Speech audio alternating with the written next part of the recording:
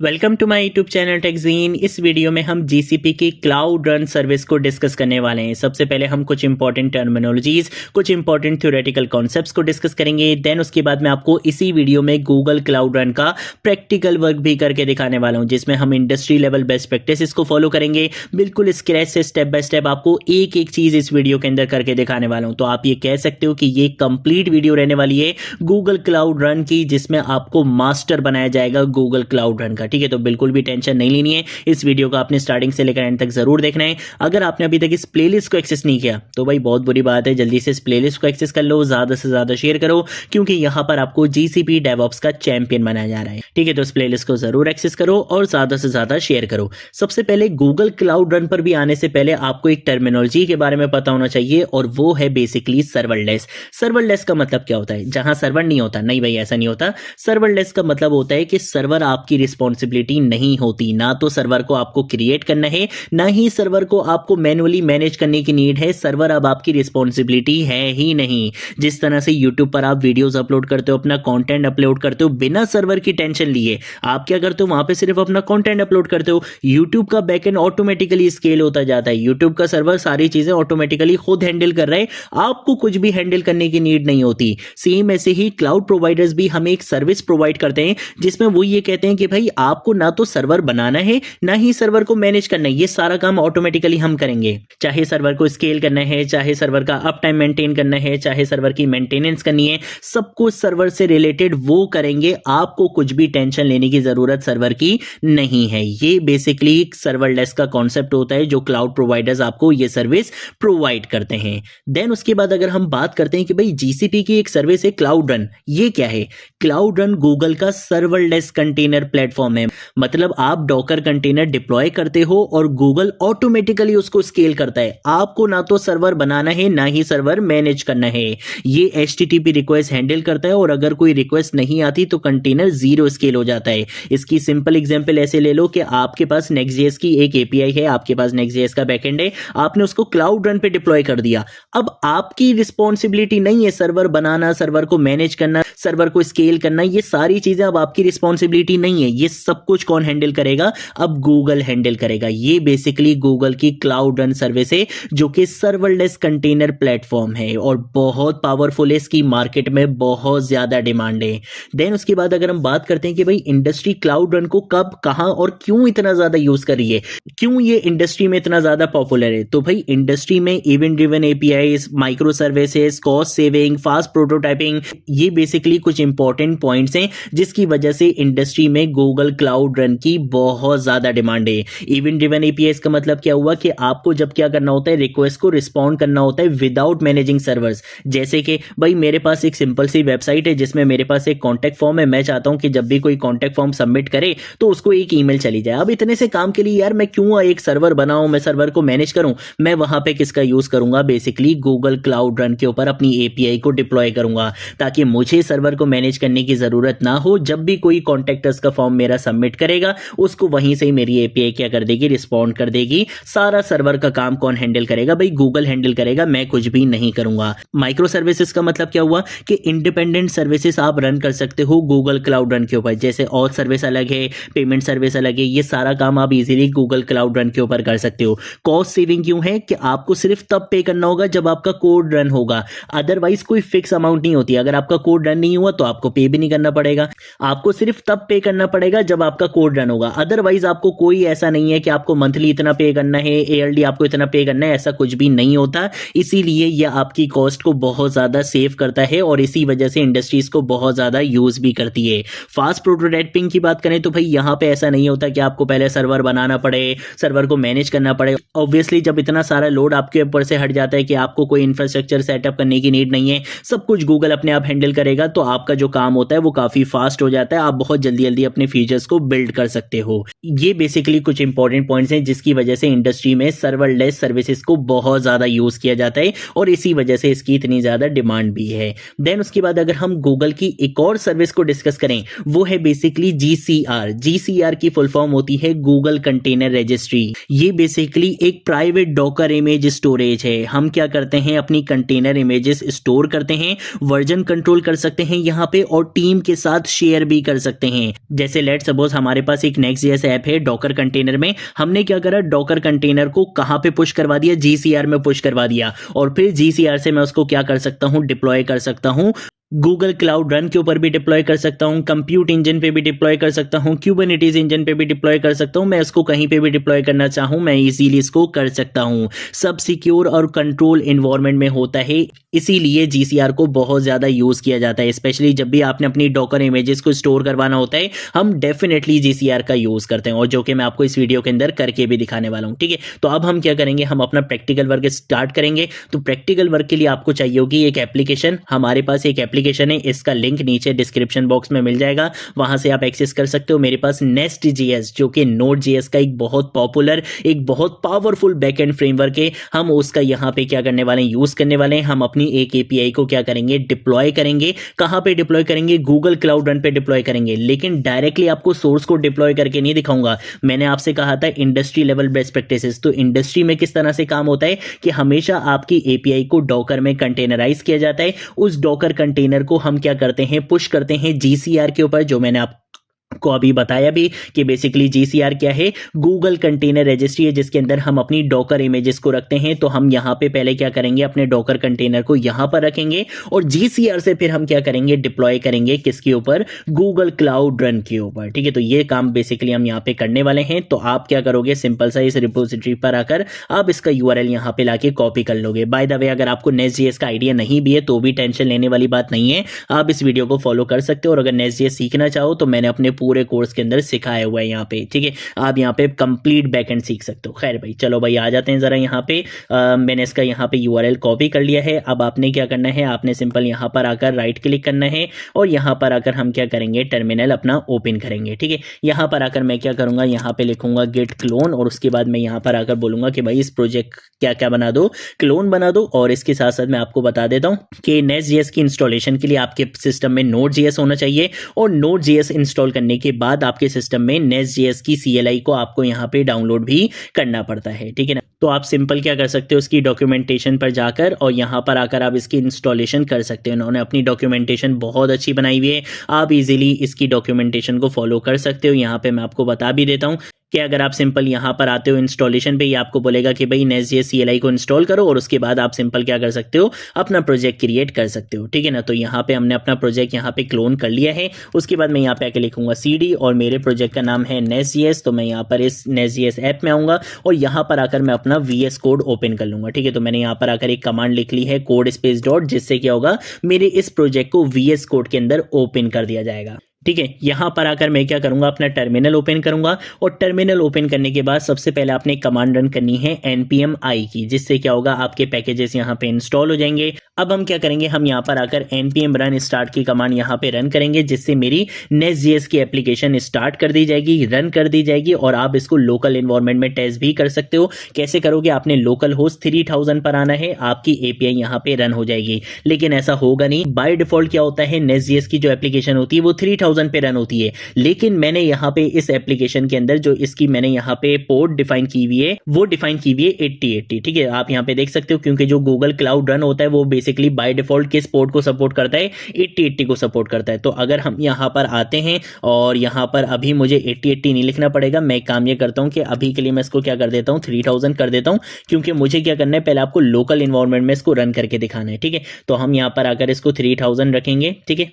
अब आप देख सकते हो कि मेरी एप्लीकेशन यहाँ पे रन हो चुकी है, और अगर हम यहाँ पर आते हैं तो देखो 3000 पे मैं इसको एक्सेस कर पा रहा हूँ। ठीक है, तो लोकल इन्वायरमेंट में हम इसको 3000 पे ही रन करते हैं, लेकिन जब हमें इसको गूगल क्लाउड रन के ऊपर डिप्लॉय करना होगा तो वहां पर जो बाय डिफॉल्ट पोर्ट सपोर्टेड होती है वो 8080 होती है। ठीक है, तो मैं इसको यहाँ पे Ctrl+C से टर्मिनेट कर दूंगा, और यहाँ पर आकर मैं इसका वापस से पोर्ट क्या सेट कर दूंगा, 8080 पोर्ट इसकी सेट कर दूंगा। ठीक है, हम यहाँ पर आकर इसको क्लोज कर देते हैं, और हमें कोडिंग का भी फिलहाल कोई काम नहीं है। ठीक है, सबसे पहले तो हम एक काम ये करेंगे कि हम यहाँ पर आकर डॉकर फाइल बनाने वाले हैं। ठीक है, अब डॉकर क्या होता है, क्या चीज होती है, किस तरह से डॉकर काम करता है, सब कुछ मैंने आपको अपने डेवऑप्स के कोर्स में सिखाया हुआ है। अगर आपको नहीं आता, आप यहाँ पे जाके डॉकर को अच्छे से पढ़ सकते हो। डॉकर बहुत डिटेल में मैंने आपको यहाँ पे सिखाया हुआ है। ठीक है, तो हम क्या करेंगे, सबसे पहले तो हम यहाँ पर आकर अपना डॉकर स्टार्ट कर लेते हैं।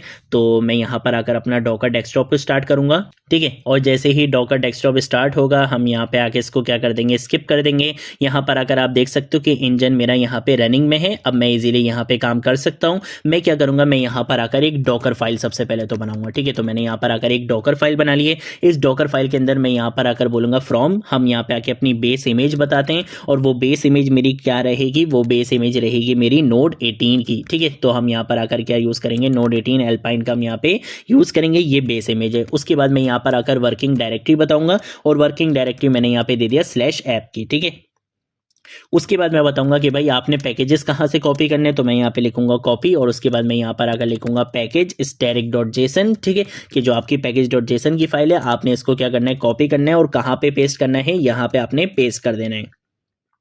इसके साथ साथ मैं इसको कमांड बताऊंगा रन करने की। तो मैं बोलूंगा कि भाई आप जब पैकेजेस की फाइल लेकर आओगे तो आपने npm i यानी कि npm इंस्टॉल की कमांड को क्या करना है, रन करना है, जिससे आपके पैकेजेस सारे इंस्टॉल हो जाएंगे। उसके बाद हम क्या करेंगे, कॉपी करेंगे। सोर्स हमारी क्या रहेगी, करंट डायरेक्टरी, और डेस्टिनेशन हमारी क्या रहेगी, वर्किंग डायरेक्टरी की करंट डायरेक्टरी, ठीक है। वो चीज़ भी हमने यहाँ पे बता दी है। उसके बाद हम यहाँ पर आकर अपनी एप्लीकेशन की बिल्ड बनाएंगे। तो उसके लिए क्या कमांड होती है, npm run बिल्ड की कमांड होती है, वो भी मैंने यहाँ पे बता दी है। और लास्ट में आके मैं बोलूंगा कि भाई आपने क्या करना है, कमांड रन करनी है और वो कमांड क्या होगी, नोट की आपने क्या करनी है, कमांड रन करनी है। मैं यहाँ पर आकर बता दूंगा कि भाई आपने क्या करना है, dis/main.js को यहाँ पे रन कर देना है, ठीक है। तो जब हम बेसिकली बिल्ड बनाते हैं तो हमेशा क्या होता है, डिस्क का यहाँ पे फोल्डर बन जाता है और इसी को हम क्या करेंगे, यहाँ पे डिप्लॉय करेंगे, ठीक है। तो ये चीज़ मैंने यहाँ पे बता दी है। यहाँ पे हमारे डॉकर का सारा काम यहाँ पे हो चुका है, ठीक है। अब हमने क्या करना है, हमने यहाँ पर एक और फाइल बनानी है और वो फाइल बेसिकली किसके लिए होगी, मैं यहाँ पे लिखूंगा .gcloud,